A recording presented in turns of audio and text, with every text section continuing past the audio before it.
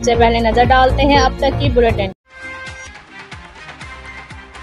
मीरपुर भटोरों से खबर शामिल करते हैं हम। जय सिंध अवामी पार्टी और छोटे जमींदार किसानों की तरफ से गंज बहार शाख और महमूद वाह में पानी की शदीद किल्लत के सबब मीरपुर भटोरों सजावल रोड ब्लॉक करते हुए तपती धूप में एहतजाज किया गया।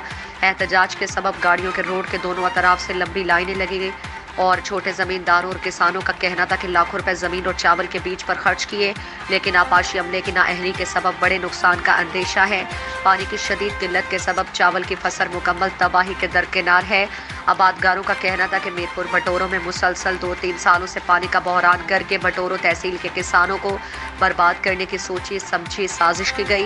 एहतजाज करने वालों का कहना था कि अगर तहसील भटोरों के आबादगारों को जल्द पानी फराहम नहीं किया गया तो मीरपुर भटोरों शहर में शटर डाउन हड़ताल की जाएगी। बाईपास भटोरों नज़द सजावल भटोरों रोड एहतजाज के सबब ब्लॉक होने से आने जाने वाले मुसाफिरों को धूप के सबब परेशानी का सामना। मेरा भी है एतबार, रिश्ते भी चमके चम चम चम चम चम चम चम चम चम चम चम चम लेमन मैक्स लॉन्ग बार चम चम चम चम।